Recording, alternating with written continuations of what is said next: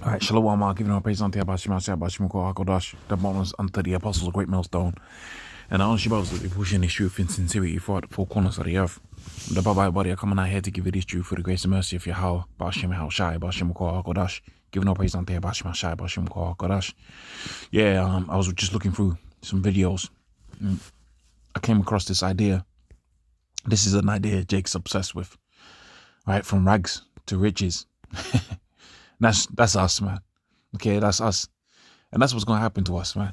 Okay, we're going to go from being in captivity, hardcore slavery underneath the Red Hebrew Edomite, to an abundance of wealth, resources. And we're going to take them captives whose captives they were. Okay?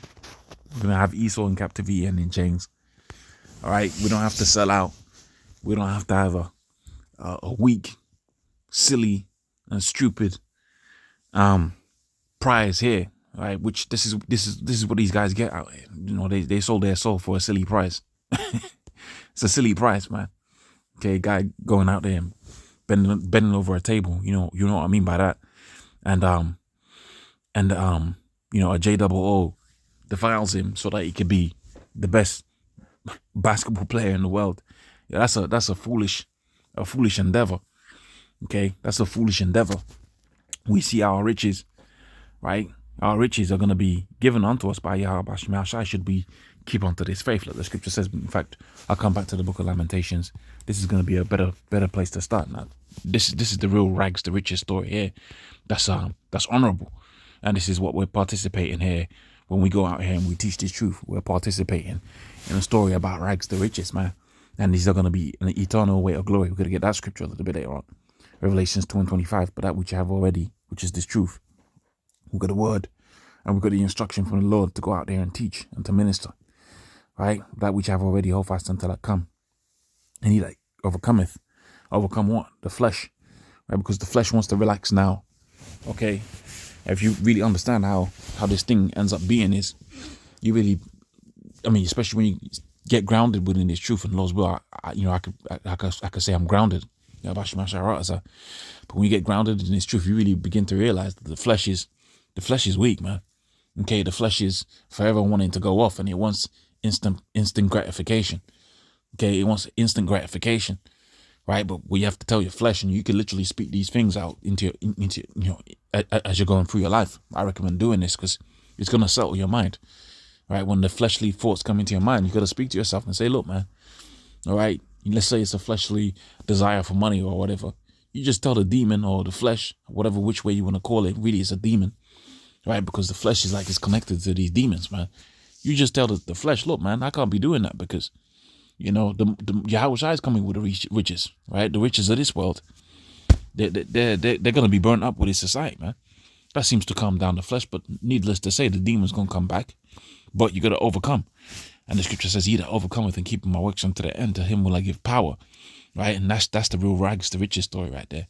Because the scripture says we're poor right now. We're poor. We're supposed to be meek and bums.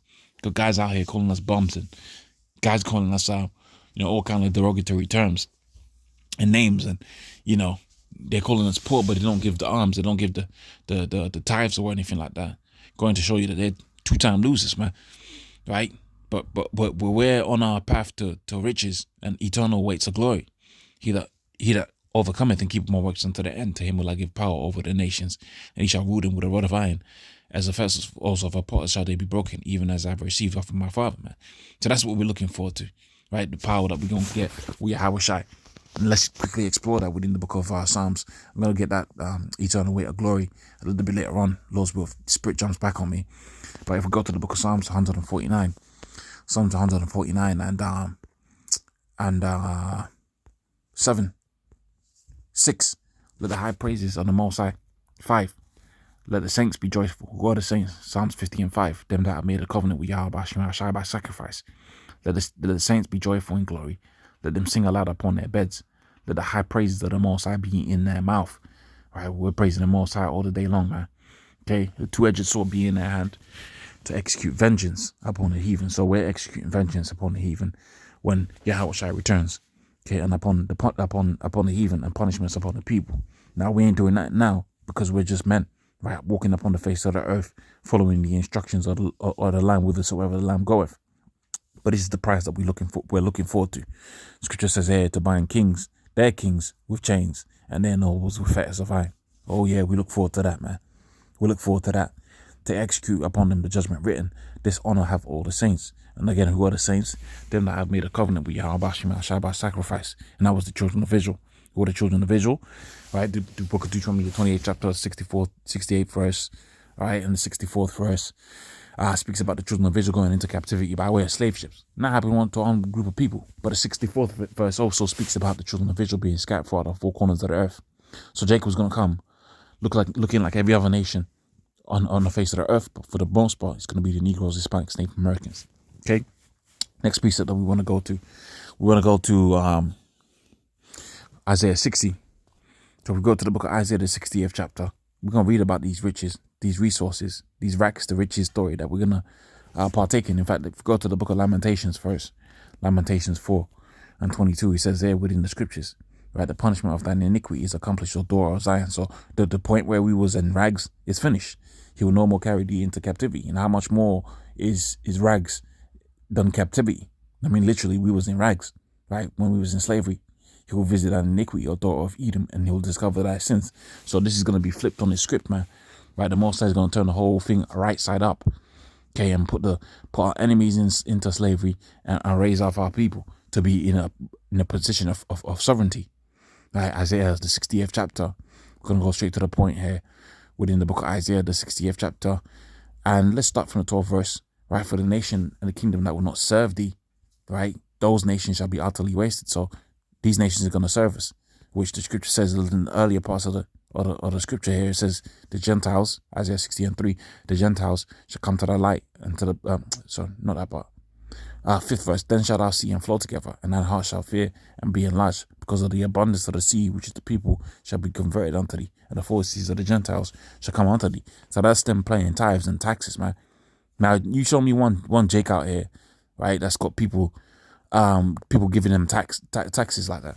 You know, Jake on the earth, I can't think of one Jake on the earth that's in a position where people are paying him tax, right? They're paying him a tribute, because we're in a lower state right now. We're in our rags state of a position within the world. Isaiah 60:17, for brass I'll be for brass I'll bring gold, right? For iron I'll bring silver, and for brass and for wood brass, for stones iron. Okay, and I'll also make officers in peace and extractors of thine righteousness. So this is the real rags to riches story, man. This is the real rags to riches. Not this BS that you see out here where Jake raps about some adultery and then they got money. That's not the rags to riches story, man. You just sold out. I'm sure people are supposed to be on a low. You didn't want to be on a low, so you sold out. Now you're out here driving around in a Lamborghini Urus, driving in the hood in the Urus, in the yellow Urus, thinking you're better than the rest of your people. But the scripture talks about how that you've received your consolation. You've received your consolation on this side, man. Right? And you're going to go back to that rags position when these ICBMs come and burn you and that Lamborghini up, man. Okay? Where's this scripture I'm looking for?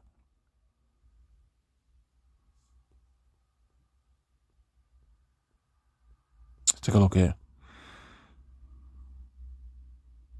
All right, 1 Corinthians 9:20.